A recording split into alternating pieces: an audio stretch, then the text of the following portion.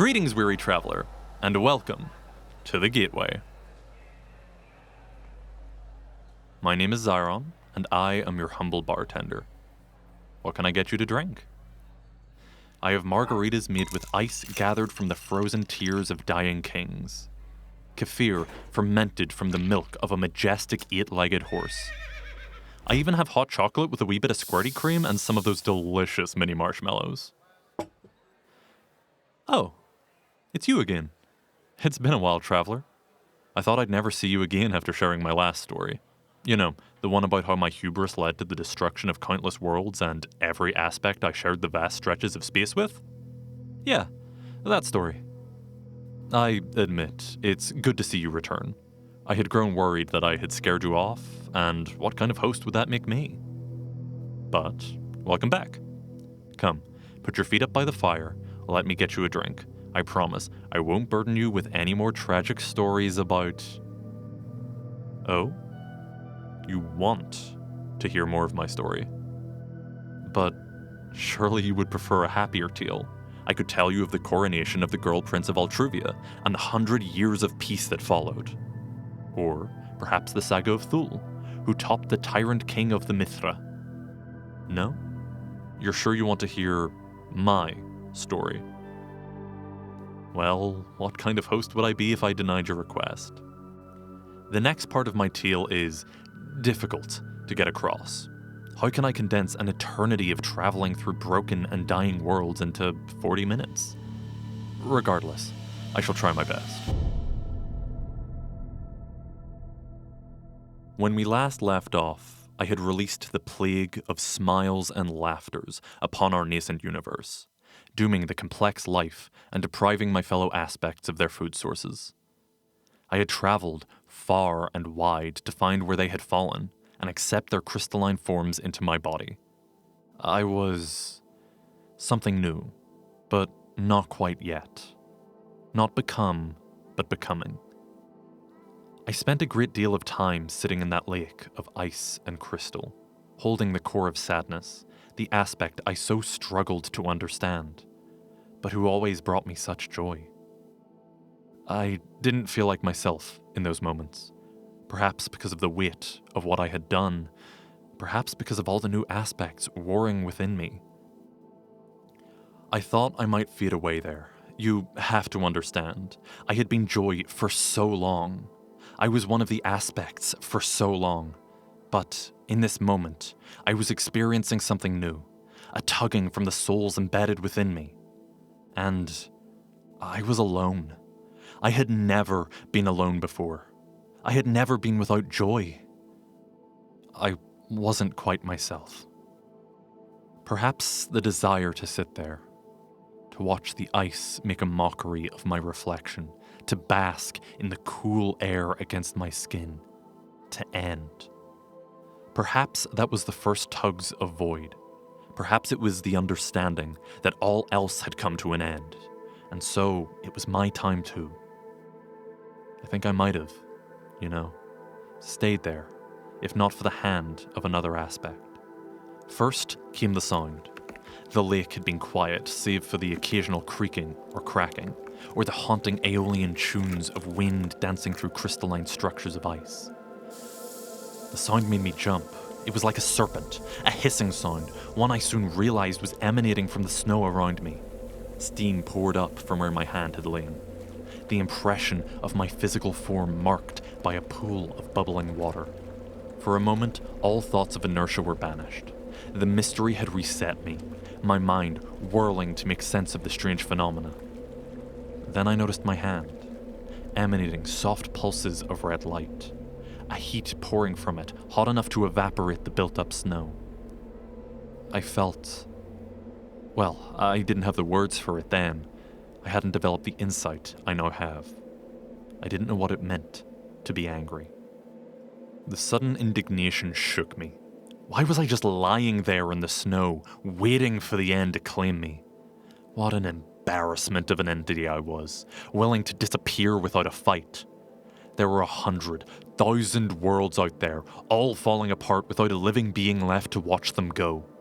The places we had built together, the planets inhabited by weird and irrational and wonderful beings who may have only existed because of us, but were so much more than us.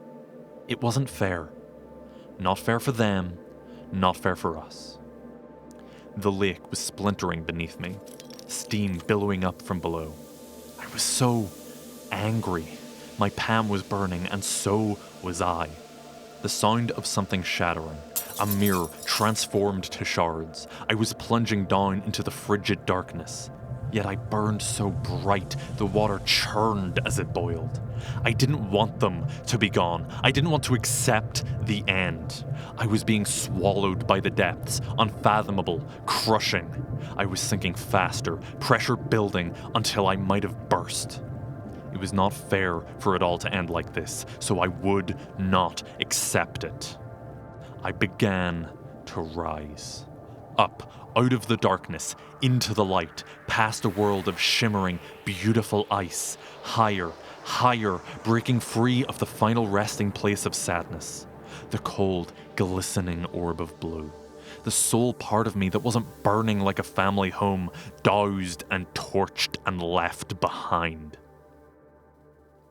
Of course, I didn't have a plan.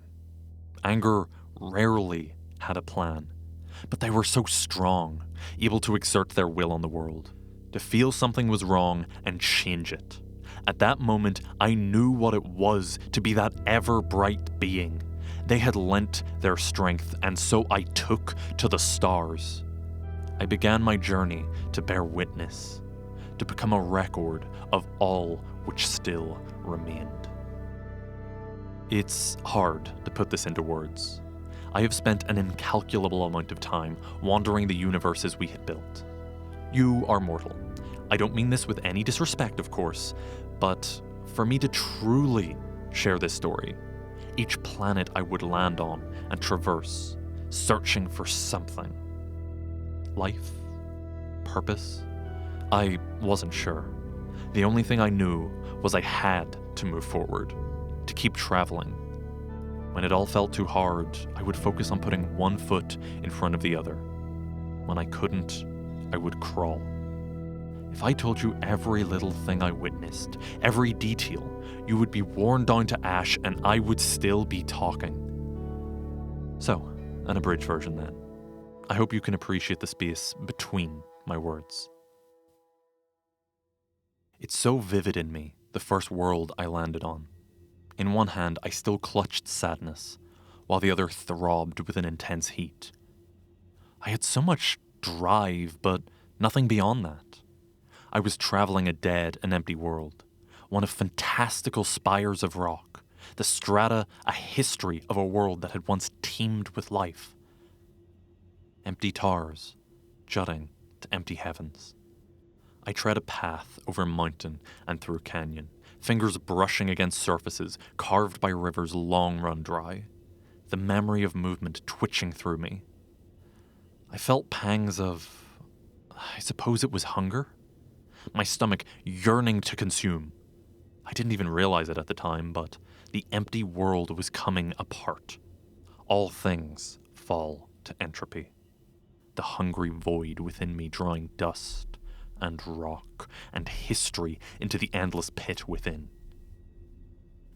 As I traced paths through these abandoned places, they would crumble in my wake. I was a black hole on legs. I was the eater of worlds made flesh. That sustained me for a while. Where anger had made me walk, void was cleaning up what was left. Some small part of me thought this was neat. A satisfying end to the games of foolish demiurges who should have known better. Last one left picks up the toys. Or something like that. Then, the headache. Have you ever had a migraine? Not just a bump on the head that swells into a throbbing egg, but one of those something sharp is inside my brain and trying to break out cutting pains? I hadn't. I'm almost embarrassed to admit how woefully unprepared I was for that physical pain. It felt like an egg had been cracked on my forehead, something cold pouring down me, making me shiver, My stomach turned to acid. My body felt far away. I fell to my knees and clutched my free hand to my forehead, the heat of my palm making me break out into a sweat. What the hell was I doing? I had committed the ultimate crime. I had ruined everything. I had taken and taken like a greedy little tyrant until there was nothing left to take. I had ruined everything, killed all of my peers. Now, rather than fading away and being forgotten, I was devouring what was left of their creation. I was gobbling up the last memories, floating in the darkness.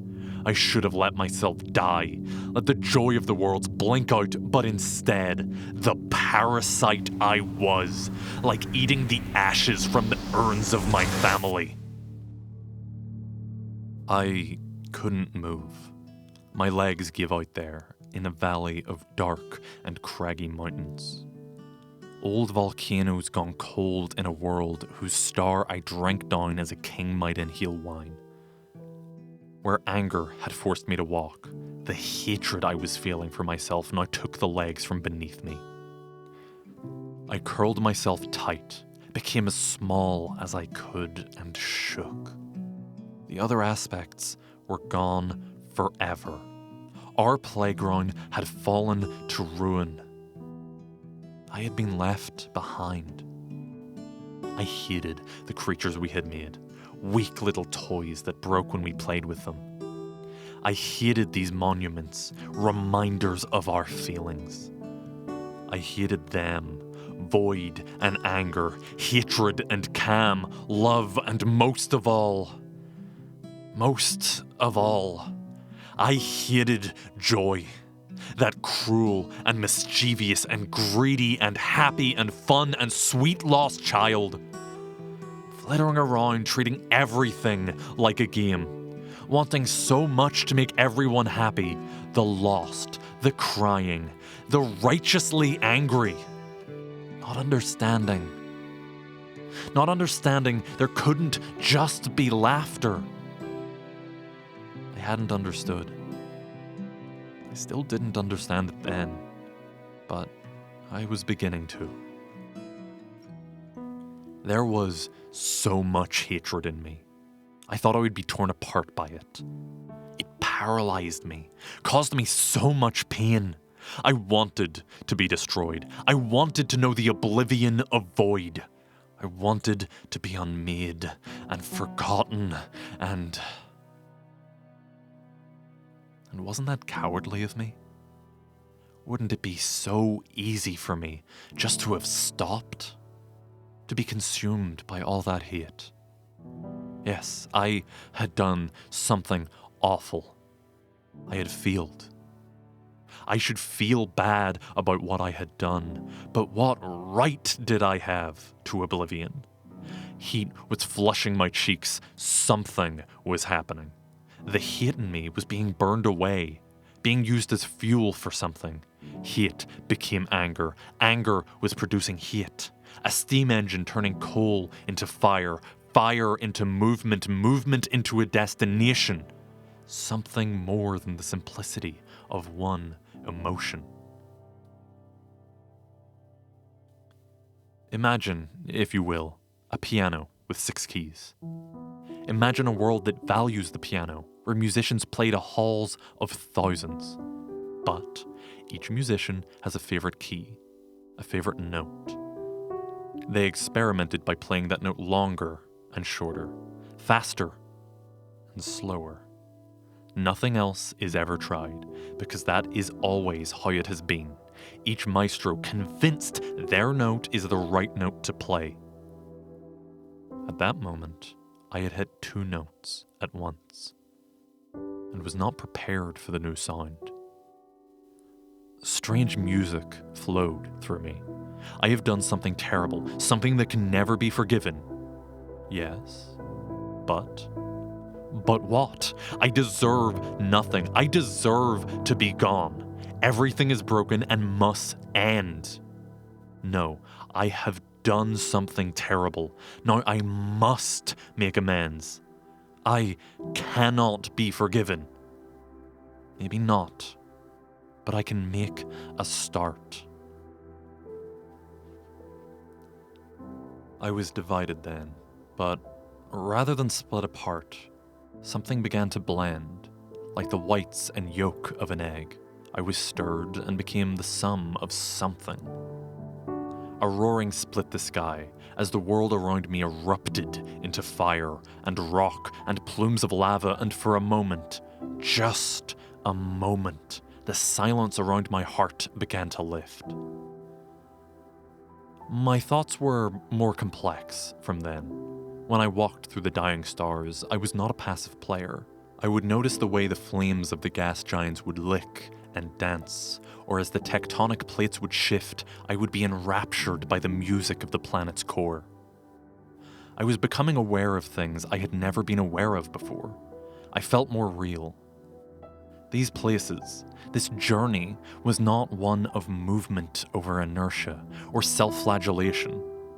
There was a beauty here.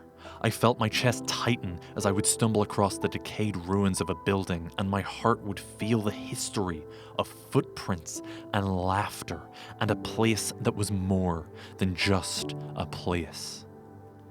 Memories that were not mine would bubble up within me, more sense than vivid thought. The emotional footprint left by a life spent full of love. It was so strange. I had chased happiness for so long, but this was something different. It was not the fleeting joy brought by a tasty treat, but the well-worn love in the hands that would prepare that treat for another. A new appreciation for what once had bloomed within me. And yet, it would mingle with the other feelings within me. I would be walking through a broken, shattered place and be enraptured by the way the sand would kick through the air. I would feel in my heart the edges of memories, who or what might once have lived here. Then, the pangs of hate stirring within my mind. Oh, look what I had ruined. Anger's flare reminding me. So, what will I do about it? The primary colors of aspects were bleeding together, a painter's palette finding new colors, guilt over what I had done, passion to do something about it. That ache within me, the hunger of void, the quiet between the notes. I stood by an azure pool, clear water collected in a fountain, the distinctive features long eroded. I hadn't seen myself since Sadness's tomb, the planet of ice. I hadn't devoted much time to self-reflection. I was already so different. My hand clutched Sadness's form so tightly I wasn't sure I could uncurl my fingers if I tried. They felt so cold, so numb. My other hand had a ruby growing from my palm, like anger was peering out from my skin. My chest was veined with peach ribbons, sneaking towards the hollow of my ribs, as if asking to be let in. My eyes stung at the haziness as I turned away. I wasn't myself anymore. But I didn't know who I was becoming. The new emotions warred within me as my thoughts grew louder. It had been an incalculable amount of time. The slow drip of water turning a mountain into a statue. But I was beginning to realize my role. I was not here just to observe, to eat, to be destroyed, to remember fondly what came before. I was all this and more. I was a palliative nurse for the universes. My role was to usher what still was into what no longer was, to care for the remnants of the world as they fell into void, to remember them fondly, to give them love, to see the stars blinking out until nothing was left, until it was just me. The thought of being alone was still a complex, writhing thing, but I was growing resolute. I had a task I could understand, something to honor what was lost. I was an epitaph. The scale of the work was immense. Imagine it, will you, to go down to a beach and pick up each grain of sand, one by one, to remember what took place there, to burn it onto your skin before letting that sand go. Imagine undertaking it on every beach on your planet. one by one, with no one by your side. Maybe then you'll understand the edges of what my task was. This isn't to make you feel sorry for me. I just need you to understand. It wasn't just the worlds falling into nothing within me. Work like that changes you. The chaos within was a constant storm, eroding me and growing me, bringing me low and building me up. I was reaching a stasis, a stability, the quiet in the eye of the storm. I had purpose again until I entered the last universe. I had been so distracted by my task, my final purpose, I didn't know what to do when it came to an end. I had locked that possibility in a box and buried it under the sea. But even the sea someday will leave naught but dry trenches. I became volatile, erratic. Maybe I wouldn't finish this last one. I could live here, couldn't I? Maybe I could just go away, deep and dark and at the edge of some distant universe, curl up so tight and close my eyes and pretend I was finished. There'd be this last trace of them. My favorite stars in the sky. I wasn't just angry at them anymore. The other aspects. I loved them. I hated them. I wanted them back. But even then, something was missing. I really thought about it, you know, abandoning my task. I would still be there today, in the nothingness, and that is not my story. I continued my work, and in time, came to the last world. The world at the center of this universe, ready to consume, ready to usher in the end. But a miracle happened. In all the time I had journeyed, I had seen so many worlds.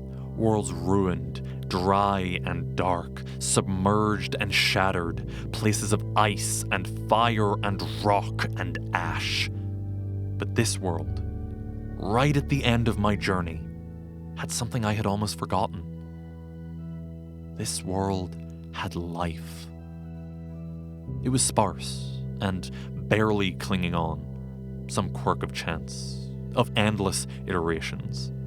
Just enough water, and just enough heat, and a few stars still burning. A single tree, a towering and sickly oak, surrounded by a few tufts of dry and sturdy grass. Pale and withered, but alive. I had no idea what to do. Just pull the plug. What difference between an old tree and a stack of rocks? Eat it and be done with it, I thought. What's the rush? This is such a rare beauty. Look at the lines on that trunk, the holes bored into its skin, creatures once tunneled through its body. Can you smell it? The smell of leaves decaying, the smell of life becoming death. How beautiful. My heart was aching. Whole worlds used to bristle with life, exploding with sound and smells and taste. Remember that? Before you ruined it? Before you took it all away?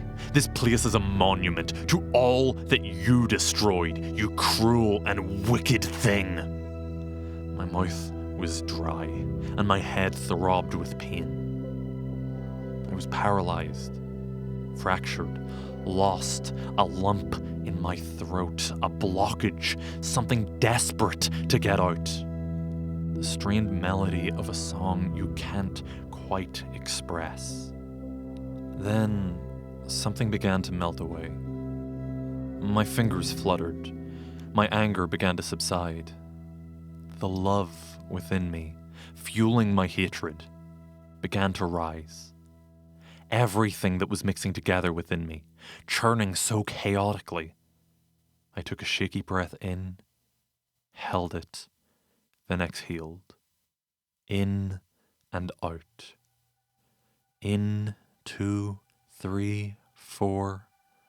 Hold, 2, 3, 4, out, 2, 3, 4. I felt the rough bark scrape my back as I leant against the tree. My eyes were squeezed tight, my breathing coming slow and difficult. Every now and then, one of the others would rise up within me, threatening to make me spiral. But I would just breathe it out, inhaling the smell of dirt and wood and life. I felt, for the first time, a wash of calmness. The chaos within me wasn't gone, but controlled. The music was evolving, becoming something more complex. Something new was springing forth, a desire I had held at bay all this time. An idea I refused to allow myself. A path I felt I did not deserve to walk. I rose to my feet, my arms wrapped slowly around the trunk of the tree, a tight, grounding hug. Then, my legs. I began to shimmy upwards, using knots and bends, branches and bark as my footholds, ascending to the upper boughs. "Excuse me," I whispered, as I began to gently root through the pale, sickly leaves, plucking forth the seeds from where they grew. I let them drop to the ground below me, gathering as many as the tree could spare. I took a moment to watch the sky diffuse a spectrum of reds and pinks and purples and dark blues as the sun set. I did not consume this place. I would travel with the seeds I had gathered, planting them in soft, yielding soil, digging with my hands, feeling the dirt under my nails. I would carry water when it grew too dry, pull the branches and leaves that were not needed. I looked after this final world with all my soul could muster, using my own two hands to try and nurture what little life I could. When I got overwhelmed, it happened quite often, I would sit and breathe and let myself exist where I was in that moment. I knew this couldn't last forever. All things died eventually. But for some time, I was able to keep the place alive. It may not be forever, but maybe that was okay. I became a gardener, tending a dying garden. I came to know every tree and every weed and every shoot of grass and gave whatever I had left to nurture a little more life into the last world. I saw myself more often in the calm waters and allowed myself to take in what I had become. A stunning, hot crystal burned in my right palm. I knew anger was with me. In the center of my chest, a cheeky peach gem, so smooth and soft it could have been mistaken for a fruit. The remains of love. Hatred was a sharp star in my forehead. Touching them would cut my fingers and sting, but serve as a pleasant reminder. The soft curve of my neck was home to the forest green form of Cam, the grounding force who had kept me sane in the terminus of the world we had built. Around my navel, most incredible of all, the hungry eye of void yawned open. There was motion there, a swirling, ever-changing maelstrom. A shock of movement, where once there was nothing. I was something strange, protean, shifting. I had set out on a journey I was so sure would culminate in the end of joy. Perhaps it still had. But if this was my final song, I was not leaving it all behind as one piercing note. I had become a melody, a monument to the lost. The day I was dreading came to pass. The last day of the last world we had made together. I had checked and double-checked, but the sun was beginning to eat itself. Soon, it would consume the universe entirely in one final burst of light. My garden had been dying, the soil going dry and lifeless. I tried so hard to coax more plants from the ground, but I was using a bucket to try and bail out the Titanic. It was the end. The life we had made together, the worlds we had built, all come to dust. I lay in the dry earth, watching the sputtering purple sun devour itself as my favorite tree cast its shadow over me. At least I could bear witness to this. My final friend's passing. My head was a beating drum. Nothing prepared me for what was coming. I was not ready to be alone in a cold and empty vastness. I don't want this to be the end, I whispered, a final plea into the dark. It doesn't have to be. I flinched, the first voice I had heard in so very long. But I was alone here. Silly thing, you've never been alone. Then a green light, cool and as fresh as mint, began to pour from within me. I was swaddled by a blanket of Cam, her soothing tones I had missed for so long. I don't understand, Cam. You died. I killed you. I led to the death of the aspects, of everything. How are you? Oh, Joy. We weren't dead. Not exactly. We simply became something new. We were creatures of change, after all. My head was pounding. My hand was hot. My heart ached, fit to burst. But you don't understand. I ruined everything. I ruined our worlds. I ended our games. I lost each of you. I was a maelstrom, the pressure of emotion building within me. I needed a release, one that wouldn't come. Silly thing. The way we were back then, it couldn't continue. We were fracturing already. The scales were not balanced. I was so sure hate would drain it all away, or void would drink us all down. I was surprised it was you in the end. But I'm so glad it was. You were the kindest of us all. You tried so hard to make our games fun. You cared about everyone, even the smallest. It wasn't enough. It was. It's still the end of everything we doesn't have to be. I knew what she was going to say next. The other option. The one I had held at bay, refused to allow myself to think about even for a moment. I didn't want her to say it. I couldn't hear it. You still have the power to create. More so than ever. You have all of our strength. You can build new worlds, create new stories. I can't. I can't be trusted. I've ruined too much already. How can anyone trust me to create again? You're frightened of failing. I understand. But let's be honest with ourselves. You're really frightened of being forgiven. I can't be. Not after everything I've done. There is no way to make amends. The pain in my palm intensified. Heat rushing through me, my thoughts a sudden cacophony of fury. Don't be such a coward, Joy. You fucked up. Fine, deal with it. I've been trying to tell you that. One foot in front of the other. You don't get to just lie down and take it. I can't. I don't deserve another go. I can't create worlds alone. I'll only create pain. My body shivered, my heartbeat quickening, a sudden flush in my cheeks. Oh, darling Joy, from pain comes the brightest passion. Of course there will be pain, but there will be love too. Don't rob them of that chance. I should be alone. It's all I deserve after all I have done. I can't make it up to you.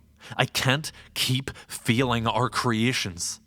A dagger of ice in my brain, hands clutching my forehead, a chilly voice in my head, the same that had been telling me how worthless I was.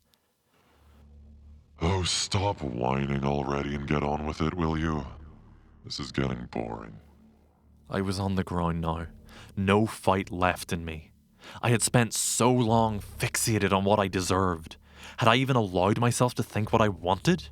I wanted to see more worlds, full of smiling people, full of people creating art, full of wonderful creatures, full of that pain and suffering I was growing to understand. I wanted it all. The complexity of life and death and creation and destruction and stories. So many stories. I don't know what to do. I don't know how to begin. Where would I even start? Cam's voice around me, a breathy sigh like the susurrations of wind through the trees. Don't worry, Joy. We're here with you. We're here to help. Allow me to guide you, and we can let the stories begin anew. The light was surrounding me. Everything was green. I looked to the heavens and watched as the last star began to collapse, ready to finish what we had started so long ago. It would be so easy to let everything blink out then, to find an end to the tragedy that I had written. But just because something is easy doesn't make it right. I nodded once, and then Cam was all around me. My body moved and jerked without me controlling it, directing my will, directing our power to my command. The sun burst in a beautiful eruption of purple flame, pouring over itself like a wave crashing against the beach. The atmosphere was aflame, and soon, so was I, the heat being drawn into me, my veins glowing purple. I gasped and began to create. Cam was the conductor, and I was her baton. Strange music filled my mind, Earthsart piano playing as bursts of flame spilled into the sky from my fingertips. The power of the sun redirected. The world around me began to fold in on itself, panels of earth rising up, making right angles, then boxes. The world was being picked apart, becoming geometric and ordered, collapsing and collapsing, directed into one central point before me. I was spinning, twirling out of my own control. A ballerina lost to a perfect tune. Then, all at once, I fell hard, collapsing onto the dirt. Dirt? Yes, a thin panel of earth, the one I had been standing upon, was still there. Around me, on all sides, darkness. The darkness of space without a single star. Oblivion in all directions. Except before me. Where the dirt path ended, it stood. A strange shape, something hewn by Cam out of the last matter left. Before me was dark, lacquered oak wood, a building of some kind. One last gift. One final piece of creation that was not my own. I lay in the dirt for some time, clutching sadness so hard I was worried I would shatter him. There were so many emotions within me, a complex war of alien feelings. Voices yelled in my head. I felt like I would be torn asunder. And then... Well, if you want to know what happens next, I suppose you'll have to come back another time, won't you? I'm so sorry to have left you on a cliffhanger, my dear guest, but telling this tale to you is so very tiring. I need to refresh myself before we continue. How about a game? I could assemble some of the greatest poker players in history. We could stake the very stars on our match. I could teach you the complexities of Thin Krut, one of the most devious board games ever created, which takes 3 weeks to finish and has ruined many a friendship. Oh, I also have a GameCube if you'd like to play Super Smash Bros. Melee. I'll even let you use the good controller.